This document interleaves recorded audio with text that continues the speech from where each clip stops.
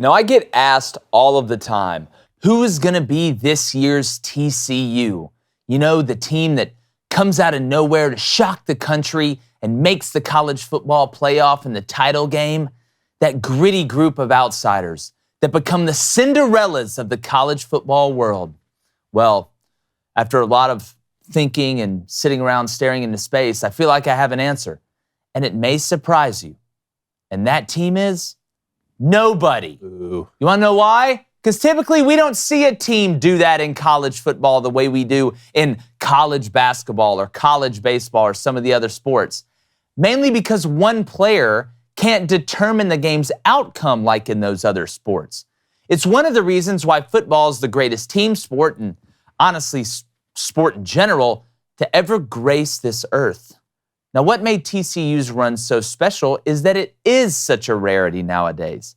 Now, we've seen some surprises in teams make the college football playoff. 2015 with Michigan State, and of course, Luke Fickell and the boys at Cincinnati in 2021, both who didn't reach the title game like the Horned Frogs did. But other than that, it's basically just been the big brands playing the greatest hits. And like it or not, we're probably heading that way again this year. Now, that isn't to say that it couldn't happen, but an underdog making the college football playoff is like the mainstream media telling us the truth. It rarely ever happens, and when it does, it's both shocking and glorious. And maybe it happens again this year. But like the feds are telling basically everyone who plays college football in the state of Iowa, I wouldn't bet on it. Go and bring in my co-host, David Cohn, former Michigan quarterback, former Western State Colorado wide receiver, Blaine Crane, who said he's going to grow a mustache back, but still hasn't done it. You did say that. When did I say I was going to do that? A lot of Don't worry, I'll wait. A lot of times. No, when what starts? Football, and we have a game tonight. College. We have a game tonight. With y'all, You you said got football. I'm You said tiptoeing on football. eggshells with every word I say. David, there are some teams that if you had to pick, right, if even if you said you don't think anybody's going to do it, make that run TCU did, if you had to pick a team to get, let's just say get to the college football playoff, nobody's expecting, I would say Wisconsin. Yeah, I like Wisconsin as well. And first of all, I just like talking about the sleeper teams. Yeah, it's fun. Because it's one of the best parts about college football. Now, I don't think we'll be surprised at who ends up winning the national championship, right? I think the gap between a lot of these schools is just too great. But like you said, last 2 years, I mean, Cincinnati first, TCU comes out of nowhere. And that one, especially with a first-year head coach, with what Sonny Dykes was able to come over and do, and then not just make the football or make the playoff, but to shock Michigan, to make it to the championship, it was incredible. And yeah, I mean, we have to have some qualifiers here. Like, I don't think you can count Washington or Utah. Some of those schools Notre like Dame. that. You can't count Notre Dame, right? Or Penn State. You know, even though those would be a little bit surprising based off what we're thinking is going to happen this year, I don't think you can count those teams as necessarily sleepers. And for most seasons, you wouldn't be able to count Wisconsin either. But similar situation, first-year head coach Luke Fickell, who's a heck of a ball coach. Remember, he was the interim for the Buckeyes before he went to Cincinnati. Ended up making the playoff with that group of 5 team. And when you look down their schedule here, you know, Buffalo, Washington State, Georgia Southern, Purdue, Rutgers, Iowa, Illinois, they do get the Buckeyes, but they get them at home. Indiana, Northwestern, Nebraska, and Minnesota. I mean, look, if you can get over the big juggernaut hump of Georgia Southern, you know, after coming off the big win on Nebraska last year, you know, you could win the West. And if you're in the conference championship game, who knows what could happen? Who knows? And look, you play Ohio State early, who's breaking in a new quarterback. We know how crazy, what is it, game 5? Somewhere around there? Oh, it's game 8. Game 8, but you get them at home. It's October 28th. You do get them at home, and who knows, but Madison, jump around, everybody gets nuts there. We're trying to gain subs. You may be trying to lose weight, and if you are, and we all have the best intentions, we know you had a New Year's resolution. That's already gone. We all know that. Let's look at each other in the eyes. And as somebody that has lost weight, all 3 of us have lost weight on here, and FitBod's been a big part of it. You know, you have all these different workout programs and these diets and different things you can choose from.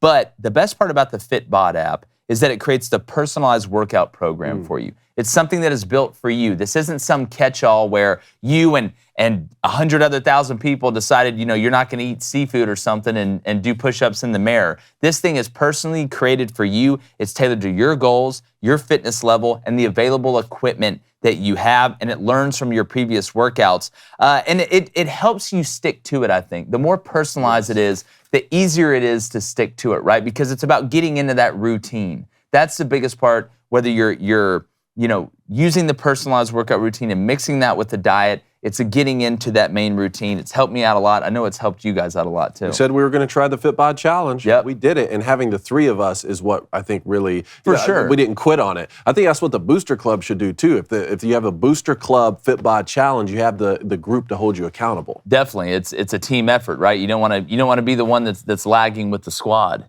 And I think another big part of it is, working out can get stale, especially if you walk in and do the workouts, same workouts every day, Monday through Friday. Cool thing about FitBod is it mixes up your workout, so you don't get burned out, you don't overuse one muscle, you're actually hitting the whole body. And to me, to a guy who wants to walk into the gym, I want to make sure I'm getting every muscle, every ingrain on the right track. You got to keep the body guessing. Yeah, 100%. All right, so keep up with your fitness habit and personalized workout program from FitBod and get 25% off your subscription or try the app for free at fitbod.me/booster. That's fitbod.me/booster. Check it out today. I'm telling you, it's a great product. Is there a team you can? I have two other ones, but I want to see what you say first. This is tough. This is tough because what TCU did is just, if anything, I would say this. One, the first team would probably be North Carolina.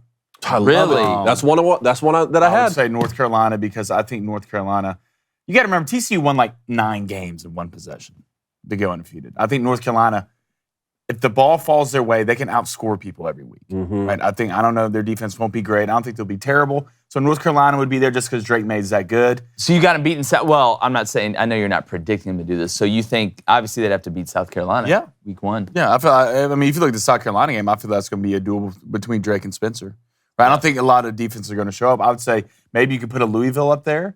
I mean, Brahms' first year, he brought in the quarterback. You have a lot of skill position depth. I'm leaning ACC because we want to say what we know of Florida State. They're going to be a phenomenal roster, but we've seen Florida State drop the ball under Mike Norvell. Clemson, new quarterback Cade Klubnik. I feel like that conference is just open. So I don't think there's a Big 12 team. I think Kansas State, you got Texas going to wrap that up. Do you consider Oklahoma a sleeper? No. Oklahoma's status to me can't make him a sleeper. You should never be surprised by Oklahoma. So if I would say, I'd probably say you can throw Arkansas in there. I like the Arkansas one. It's not one that I had. But keep in mind with North Carolina, before you change up on that, they don't play Florida State. Yeah. Now, when they play Clemson, they do play them on the road. That's the next to the last game of the season on November 18th. But what if Drake May just freaks out this year? What if he puts the team on his back a la Cam Newton in 2010? Then talking about that Auburn team, Gene Chizik's on this staff, national championship winner. Mac Brown's still the head coach, national championship winner at Texas. What if he just freaks out and they're able to kind of run the table here, maybe have one loss, but win the ACC? Well, I'm interested. We talking about Wisconsin and North Carolina. Phil Longo, the offensive coordinator at North Carolina, is up at Wisconsin now. Wisconsin running air raid principal stuff. Weird. It's going to be weird to see. But who's the other team you have?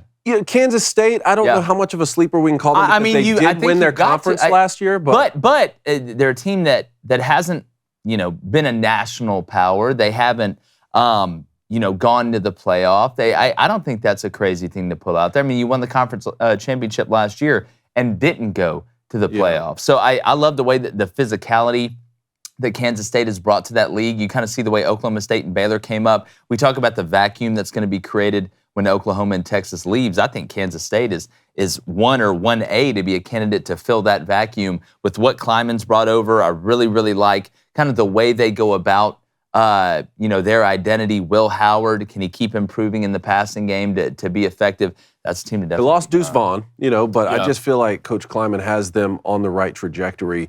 And, I like the Arkansas pick, too, in a year where the SEC West maybe kind of beats up on each other and there's no, single favorite. You never know what happens with LSU going on the road to Tuscaloosa and Alabama. Maybe Texas A&M, they continue not to figure it out possibly. Maybe Arkansas with a returning quarterback and a returning running back with Sam Pittman can figure it out. Yeah, let us know in the comments in the chat, too. Is there a sleeper team that you guys have? Make sure you hit that like button. Make sure you hit that subscribe button and keep spreading the word. We really appreciate it. Like we said, we want to get to 100K before college football kicks off. Hey, YouTube, we're on our push to 100K. We're almost there. Do us a favor and subscribe if you haven't. We really, really appreciate it. And share it with a friend. We got more great content coming. And heck, kickoff's already here. Let's get busy.